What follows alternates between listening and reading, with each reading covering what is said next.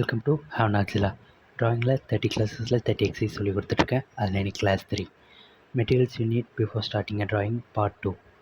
Most of the people ட்ராயிங்கை சின்ன வயசுலேருந்தே ஸ்டார்ட் பண்ணியிருப்போம். பட் அந்த டைமில் மெட்டீரியல்ஸ் அண்ட் டூல்ஸோட இம்பார்ட்டன்ஸ் தெரிஞ்சிருக்காது.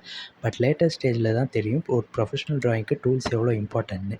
நீங்கள் உங்கள் ஆர்ட் ஒர்க்கை சீரியஸாக ஸ்டார்ட் பண்ணுறீங்கன்னா அதுக்கு ஏஜ் முக்கியம் இல்லை, குவாலிட்டி தான் முக்கியம். அப்படி ஒரு முக்கியமான டாபிக் பற்றி தான் இன்றைக்கி பேச போகிறோம். வாங்க வீடியோக்குள்ளே போகலாம்.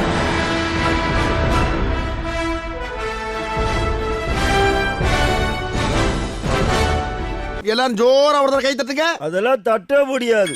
ரைட் விடு. பார்ட் 1 பார்க்காதவங்க டிஸ்கிரிப்ஷனில் லிங்க் மென்ஷன் பண்ணுறேன், அதை போய் பார்த்துட்டு வந்துட்டு அதுக்கப்புறம் பார்ட் 2 பாருங்கள். அப்போ தான் இன்னும் கிளியராக புரியும். நெக்ஸ்ட் நம்ம பார்க்க போகிற டூல் பிளெண்டிங் ஸ்டெம்ப். இது பிளெண்டிங் ஸ்டெம்ப். இது ஒன்றும் இல்லை, சாஃப்ட் பேப்பரை 2 சைட்ஸும் நல்லா டைட்டாக ரோல் பண்ணி ஷேவ் பண்ணியிருப்பாங்க. இதை ஸ்மஜிங்க்கு யூஸ் பண்ணுவாங்க. பிளெண்டிங் ப்ராசஸ்க்கு இது ரொம்ப இம்பார்ட்டன்ட் மெட்டீரியல். இதில் வெரைட்டி ஆஃப் சைஸஸ் இருக்குது. இது பார்த்திங்கன்னா ஸ்மால் டு லார்ஜ் இருக்கும். ஸ்மால் ஸ்டெம்ப்ஸ் வந்து ஃபைன் டீட்டெயில் ஒர்க்குக்கும், லார்ஜ் ஸ்டெம்ப்ஸ் வந்து லார்ஜ் ப்ராட் ஸ்ட்ரோக்ஸ்க்கும் யூஸ் பண்ணலாம். டாட்டிலான்னு ஒரு டூல் இருக்குது, அதுவும் சிமிலர்லி இதேமாதிரி தான். பட் பிளெண்டிங் ஸ்டெம்பில் 2 எட்ஜஸ் இருக்கும், டாட்டிலானில் 1 எட்ஜ் தான் இருக்கும். பிளெண்டிங் ஸ்டெம்ப் வச்சு உங்களுக்கு எக்ஸாம்பிள் காட்டுறேன். HB 4B 10B இந்த மாதிரி வேரிய ஷேட்ஸில் நான் வரைஞ்சி அதில் நான் பிளெண்ட் பண்ணி காட்டுறேன். உங்களுக்கு எவ்வளோ பிளெண்ட் ஆகுதுன்னு தெரியும். ஃபார் எக்ஸாம்பிள் ஒரு சர்க்கிள் ட்ரா பண்ணுறேன். இதை 3D பாலாக மாற்ற போகிறோம். என்கிட்ட இருக்க சில பிளெண்டிங் டூல்ஸை வச்சு. ஃபஸ்ட் அதில் நம்ம பார்க்க போகிறது பிளெண்டிங் ஸ்டெம்ப்.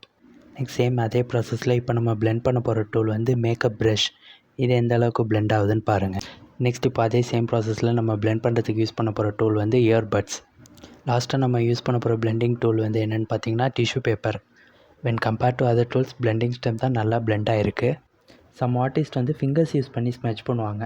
நம்ம உடம்புல வந்து நிறையா ஆயில் கண்டென்ட் இருக்கிறதால அது ஸ்மெச் பண்ணுறப்போ ஒழுங்காக ஸ்மெச் ஆகாது. எரேஸ் பண்ணுறது ரொம்ப கஷ்டம்.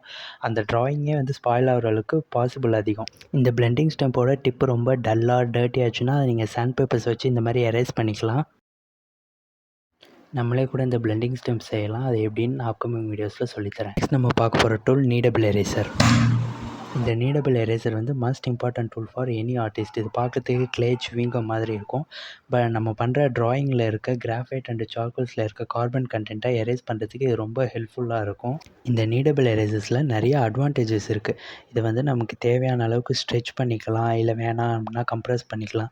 இதை நம்ம 2ஆக ஸ்ப்ளிட் பண்ணி யூஸ் பண்ணிக்கலாம். நமக்கு என்ன ஷேப் வேணுமோ அதுக்கேற்ற மாதிரி இதை அழகாக மோல்ட் பண்ணி நம்ம யூஸ் பண்ணிக்கலாம். செகண்ட் அட்வான்டேஜ், இதை யூஸ் பண்ணி எட்ஜஸ்லாம் எரேஸ் பண்ணிக்கலாம் அண்ட் ஹைலைட்ஸ் டீட்டெயில்ஸ்லாம் ஆட் பண்ணிக்கலாம். நெக்ஸ்ட் அட்வான்டேஜ் வந்து நம்ம சம்திங் ட்ராயிங் பண்ணிட்டு அதை நார்மல் எரேசரால் எரேஸ் பண்ணுறப்போ டஸ்ட்டு க்ரம்ஸ்லாம் வரும்.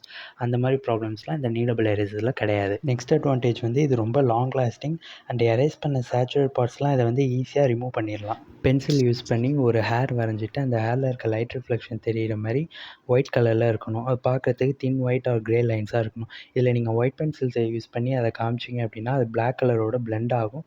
ஸோ தேவையான ரிசல்ட்ஸ் கொடுக்காது. அதுக்கு பதிலாக நீங்கள் நீடபிள் எரேசரை வச்சு நீட் பண்ணி ஹேர் டைரக்ஷன்ஸ்க்கு ஏற்ற மாதிரி நீங்கள் எரேஸ் பண்ணிங்கன்னா அது பார்க்கறதுக்கு ரியலிஸ்டிக் லுக் கொடுக்கும். இதை வச்சு டெக்ஸ்சர்ஸ் கூட க்ரியேட் பண்ணலாம்.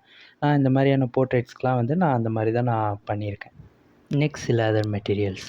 ஒரு LED பென்சில். இது வந்து ஷார்ப் அவுட்லைன் போடுறதுக்கு சில இடத்துல யூஸ் ஆகும், லைக் ஹேர் ஸ்ட்ரோக். தென் ஒரு makeup brush, eraser or any dust அதில் இருந்துச்சு அப்படின்னாக்கா எரேஸ் பண்ணுறதுக்கு ஷைனிங் எஃபெக்ட் கொடுக்கறதுக்கு யூஸ் பண்ணலாம். நெக்ஸ்ட் வந்து ஒரு கட்டர். பென்சில்ஸை ஷார்ப்னஸ் யூஸ் பண்ணி ஒரு ஷார்ப் பண்ணுறதுக்கு பதிலாக கட்டர் யூஸ் பண்ணி ஷார்ப் பண்ணலாம். பிகாஸ் ஒரு லெவலுக்கு மேலே ஷார்ப்னர் யூஸ் பண்ணிங்க அப்படின்னா பென்சில் லெட்டு பிரேக் ஆகும். பட் ஆனால் கட்டரில் தேவையான அளவுக்கு ஷார்ப்பாக டிப்பை க்ரியேட் பண்ணி வச்சு யூஸ் பண்ணிக்க முடியும். தென் ஒரு எரேசர், ஒரு ஷார்ப்னர். ஒரு போர்ட்ரேட்டோட 90% ஒர்க்குக்கு இப்போ நான் சொன்ன இந்த மெட்டீரியல்ஸே மோர் தென் எனஃப் தான். ஃப்ரம் பிகினர்ஸ்லேருந்து ப்ரொஃபஷனல்ஸ் வரைக்கும் இந்த பேசிக் மெட்டீரியல் நாலேஜ் இருந்தால் போதுமானதான். அவ்வளோதாங்க. ஒரு ட்ராயிங் ஸ்டார்ட் பண்ணுறதுக்கு தேவையான எல்லா மெட்டீரியல்ஸ் பற்றியும் நான் உங்களுக்கு 2 பார்ட்ஸாக டீட்டெயிலாக பிரித்து சொல்லியிருக்கேன். அப்புறம் என்ன, எல்லோரும் வரைய ஆரம்பிக்கலாங்களா?